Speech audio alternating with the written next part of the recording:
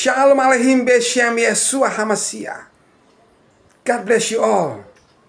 Saudara-saudariku, saat ini saya mau memberitakan firman Tuhan yang sederhana, tetapi punya makna yang dalam. Ternyata di dalam Alkitab, kata Kristen hanya disebut 3 kali saja.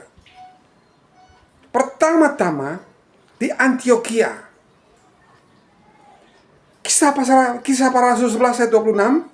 Di Antioquia itulah murid-murid itu untuk pertama kali disebut Kristen. Kata Kristen pertama. Kai krimisaite de protone tos matetas Christianos, bahasa Yunaninya. Murid-murid itu disebut Kristen. Itu di Antioquia, murid-murid Yesus Kristus. Itu yang pertama. Di Antioquia itu mereka bukan di gereja besar. Mereka bukan di gedung-gedung mewah. Mereka bukan di pusat-pusat keagamaan yang megah. Tetapi saudara-saudara, hidup mereka tidak bisa disangkal. Orang-orang melihat mereka dan berkata, siapa mereka ini? Cara hidup mereka beda. Mereka penuh kasih, saling tolong, saling membantu, saling mendoakan dengan kasih. Bukan lip service. Mereka punya hati yang tulus membantu sesama, memuji Tuhan Yesus dengan sungguh-sungguh, mengampuni, mengasihi, sehingga orang-orang dunia, orang-orang sekitar mereka menyebut mereka Kristen, yang disebut pengikut Kristus. Luar biasa. Saudara-saudara, pertanyaannya kepada kita, kalau dunia hari ini melihatmu, orang-orang melihatmu saat ini, apakah mereka bisa melihat Kristus dalam hidupmu? Ataukah engkau hanya Kristen tanpa kuasa? Yang kedua, kata Kristen kedua diucapkan atau ada di mana? Di aula pengadilan. Waktu Paulus di dalam pengadilan disidang oleh Raja Agripa. Di dalam Kisah Rasul 26 ayat 28. Raja Agripa berkata kepada Paulus, hampir-hampir saja engkau membujuk aku menjadi Kristen.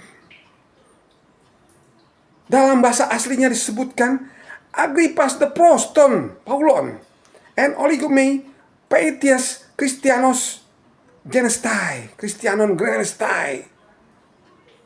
Jadi Raja Agripa mengadili Paulus, hampir membujuk Raja Agripa menjadi Kristen.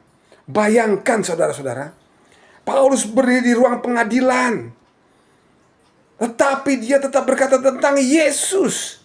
Dia berkata tentang salib. Dia berkata tentang kebangkitan. Dia berkata tentang pengampunan dosa. Dia berkata tentang kasih. Dan Raja berkata, hampir-hampir saja engkau membuat aku menjadi Kristen. Saudara-saudara, dengar ini. Listen to my word. Kita tidak boleh menjadi Kristen yang hampir-hampir, tidak boleh. Kita harus menjadi Kristen yang pasti, ya, pengikut Yesus yang setia taat. Kristen bukan hampir-hampir, tetapi harus pasti dan menjadi pengikut Kristus yang diberkati Tuhan, yang menjadi berkat bagi banyak orang. Yang ketiga, kata Kristen yang ketiga ada di surat Paulus. Dalam 1 Petrus 4 ayat 16 dikatakan, tetapi jika ia menderita sebagai orang Kristen, janganlah ia malu.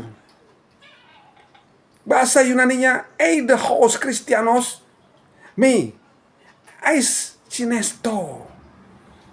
Jadi Rasul Petrus sedang menulis kepada orang-orang yang menderita karena Kristus. Orang-orang Kristen dicaci, ditolak, dianiaya, disingkirkan, dipermalukan. Tetapi Petrus tetap berkata, jangan malu menjadi Kristen. Itu kata Kristen yang ketiga di surat Paulus. Jangan malu. Listen to me, my brother and sister. Menjadi Kristen bukan hanya saat diberkati, saat hidup mudah-mudah saja, saat semuanya lancar, saat tidak ada masalah. Tetapi juga jadi seorang Kristen, pengikut Kristus, harus siap saat ditolak, saat disakiti, saat dihina, saat disingkirkan. Jangan pernah malu karena mengikut Kristus. Jangan mundur karena tekanan. Jangan tinggalkan iman karena sakit. Jangan berhenti karena penderitaan. Saudara-saudara yang terkasih, 3 kali kata Kristen muncul dan semuanya bicara keras kepada kita di Antioquia. Hidup saling mengasihi, mengampuni, memberkati, setia pada Tuhan Yesus Kristus, membantu dengan tulus. Kedua, pengadilan di Agripa. Dimanapun kita berada, harus kita menginjili, memberitakan firman Tuhan, memberitakan tentang Yesus Kristus, tentang kasih setianya, pengampunan. Dan yang ketiga, kita harus siap menderita. Iman harus tahan uji. Ketika kita dihina, caci maki dan sebagainya, kita harus tahan uji. Jadi saudara-saudara yang terkasih dalam Tuhan Yesus Kristus, this day I want to say to you, apakah kamu seorang Kristen? Apakah Kristus ada di hidupmu? Apakah kamu sudah benar-benar percaya? Apakah kamu tetap setia walaupun dalam masa sulit? Jadilah Kristen yang hidup, bukan hanya nama, tapi kuasa, bukan hanya label, tapi kesaksian yang hidup, bukan hanya hampir, tapi ya Tuhan, I am Christian. Saya pengikut Yesus Kristus yang taat setia pada Tuhan Yesus Kristus, yang menjadi firman-firman terbuka. Mari berdoa. Tuhan Yesus, jadikanlah kami bukan hanya disebut Kristen, tapi hidup benar-benar milik-Mu. Ubah hidup kami menjadi baru.